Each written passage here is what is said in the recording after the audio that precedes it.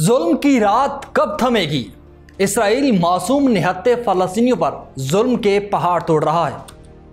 بھوک اور پیاس سے غزہ والے دم توڑنے لگے ہیں۔ گزشتہ 24 گھنٹوں میں 57 فلسطینی شہید ہو چکے اور اسرائیل نے ایک بار پھر غزہ پر حملے تیز کرنے کی تیاری کر لی۔ اسرائیلی وزیر اعظم نیتن یاہو نے قطر پر غزہ جنگ بندی میں مذاکرات میں بطور ثالث دوہرے کھیل کا الزام لگایا۔ ان تمام پہلوؤں پر کریں گے بات آج کے اس ولاگ میں۔ آپ دیکھ رہے ہیں 92 نیوز ڈیجیٹل اور میں ہوں آپ کے ساتھ وقاص فاروق۔ تو ویورز، بھوک اور پیاس سے غزہ والے دم توڑنے لگے ہیں۔ الجزیرہ کے مطابق بین الاقوامی برادری غزہ میں امداد بحال نہ کرا سکی اور 2 ماہ سے اسرائیل نے محصور علاقے میں امداد نہیں آنے دی، جس کی وجہ سے لاکھوں لوگوں کی زندگیاں داؤ پر لگی ہیں۔ فلسطینی حکام کا کہنا ہے کہ غذا کی قلت کے سبب اب تک 57 افراد زندگی کی بازی ہار چکے ہیں۔ غزہ کے سرکاری میڈیا آفس نے ہفتے کے روز کہا کہ جام حق افراد میں بچوں کے ساتھ ساتھ بیمار اور بوڑھے بھی شامل ہیں، جبکہ اسرائیل جنگ کے ہتھیار کے طور پر بھوک کو استعمال کر رہا ہے۔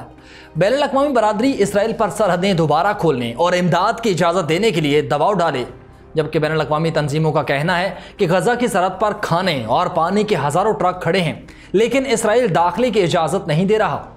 اقوام متحدہ کی امدادی ایجنسی انروا کا کہنا ہے کہ علاقے میں آٹے کا ذخیرہ ختم ہو چکا اور 75% افراد کو پانی تک میسر نہیں، جبکہ یونیسیف کا کہنا ہے کہ 4 ماہ میں 9000 بچے خوراک کی کمی سے دوچار ہوئے، جنہیں طبی امداد دی گئی۔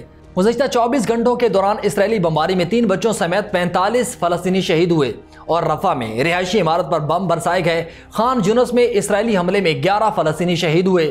تو دوسری طرف اسرائیلی فورسز نے غزہ میں جنگ کا دائرہ وسیع کرنے کا عندیہ دے دیا، جس کے لیے مزید نفری طلب کر لی گئی۔ اسرائیل نے ایک بار پھر غزہ پر حملے تیز کرنے کی تیاری کر لی۔ اسرائیلی وزیر اعظم بنیامین نیتن یاہو نے چاروں جانب سے محصور غزہ پر حملے تیز کرنے کے لیے ہزاروں ریزرو صہیونی فوجیوں کو طلب کرنے کا منصوبہ منظور کر لیا، جس کی کابینہ توسیع کرے گی۔ امریکی میڈیا کا کہنا ہے کہ امریکہ اور اسرائیل غزہ میں امداد کی فراہمی کے ایسے نظام پر بات چیت کر رہے ہیں جس میں حماس کی رسائی امداد تک نہ ہو، اور اسرائیل کی جانب سے غزہ میں جنگ مسلسل جاری ہے۔ تاہم اب اس جنگ کی مخالفت میں اسرائیل کے اندر سے ہی کئی آوازیں اٹھنے لگی ہیں۔ اس کی حالیہ مثال اسرائیل کے ریزرو فوج کے اہلکاروں کا جنگ بندی کے لیے کھلا خط ہے۔ حالیہ ہفتوں کے دوران اسرائیلی فوج کے تمام شعبوں سے تعلق رکھنے والے ہزاروں ریزرو فوجیوں نے ایسے خطوط پر دستخط کیے جن میں وزیر اعظم بنیامین نیتن یاہو کی حکومت سے جنگ بندی کرنے کا مطالبہ کیا گیا اور انہیں ان 59 بقیہ یرغمالیوں کی واپسی کے لیے معاہدے کرنے کا کہا گیا جو تاحال حماس کی قید میں ہیں۔ ان خطوط پر دستخط کرنے والوں میں شامل ڈینی یاتوم سمیت متعدد افراد وزیر اعظم کے پرانے ناقدین ہیں۔ ان میں سے کچھ وہ افراد ہیں جو 7 اکتوبر 2023 کو حماس کے اسرائیل پر حملے سے قبل شروع ہونے والے حکومت مخالف مظاہروں میں شریک رہے، اور تقریباً 18 ماہ پہلے بہت کم اسرائیلی ایسے تھے جو جنگ کے جواز پر سوال اٹھاتے تھے اور ان کا مقصد حماس کو شکست دینا اور یرغمالیوں کو واپس لانا تھا، جبکہ جنوری 2025 میں جنگ بندی کے معاہدے اور اس کے بعد 30 سے زائد یرغمالیوں کی واپسی نے بہت سے لوگوں کے لیے یہ امید پیدا کی کہ شاید جنگ جلد ختم ہو جائے گی۔ لیکن جب اسرائیل نے مارچ کے وسط میں جنگ بندی ختم کر کے دوبارہ لڑائی کا آغاز کیا تو لوگوں کی یہ امیدیں ٹوٹ گئی تھیں۔ ہم اس نتیجے پر پہنچے ہیں کہ اسرائیل ایک بہت خطرناک سمت کی طرف جا رہا ہے۔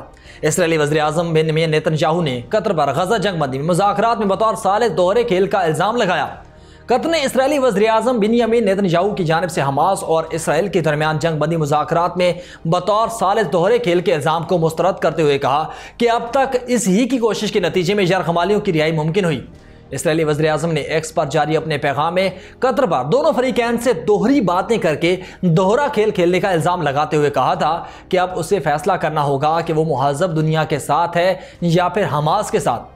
نیتن یاہو کے الزامات کا جواب دیتے ہوئے قطری وزارت خارجہ کے ترجمان ماجد الانصاری نے کہا کہ قطر اسرائیلی وزیر اعظم کے دفتر کی طرف سے جاری اشتعال انگیز بیان کو مسترد کرتا ہے، جس میں ان کے مطابق نچلی ترین سطح کے سیاسی اور اخلاقی ذمہ داری کا بھی مظاہرہ نہیں کیا گیا۔ قطری عہدیدار نے اسرائیل کی جانب سے مہذب دنیا کا ساتھ دینے کے مطالبے پر تبصرہ کرتے ہوئے کہا کہ غزہ کے خلاف مسلسل جارحیت کو تہذیب کے دفاع کے طور پر پیش کرنے سے ماضی کی ان حکومتوں کے بیان بازی ذہن میں آ جاتی ہے جو معصوم شہریوں کے خلاف اپنے جرائم کو جواز فراہم کرنے کے لیے جھوٹے نعرے استعمال کرتی آئی ہے۔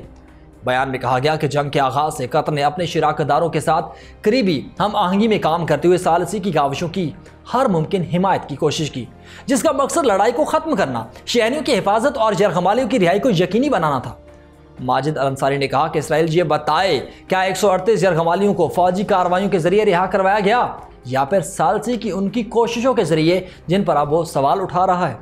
اسرائیل کے دوہرے کھیل کے الزام پر قطر کا رد عمل، کیا 138 یرغمالی غزہ میں نام نہاد فوجی آپریشن سے بازیاب ہوئے؟ یہ ایک بڑا سوال سامنے آیا۔ اس پر ماجد الانصاری کا کہنا تھا کہ جھوٹی معلومات پر مبنی مہم اور سیاسی دباؤ کا استعمال کر کے قطر کے لوگوں کے حقوق اور بین الاقوامی قانون کی بالادستی کے لیے کھڑے ہونے سے کوئی نہیں روک سکتا۔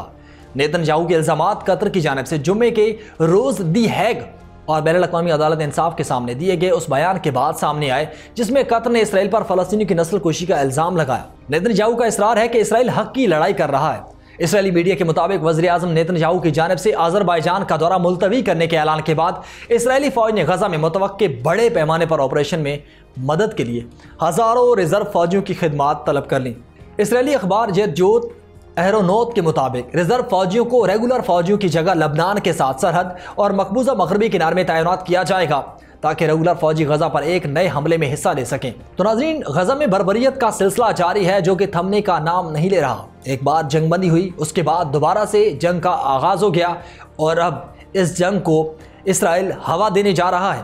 ایک طرف جو ثالثی والے ممالک ہیں ان پر الزامات کا سلسلہ جاری ہے تو دوسری جانب غزہ میں بربریت کا سلسلہ جاری ہے اور اب تک ہزاروں فلسطینی شہید ہو چکے ہیں، ان کا کھانا پانی بھی بند ہو چکا ہے۔ غزہ کی صورتحال پر آپ کیا رائے رکھتے ہیں؟ کمنٹ سیکشن میں اپنا اظہار ضرور کیجیے گا۔ اگلے ولاگ تک مجھے دے اجازت، اللہ حافظ۔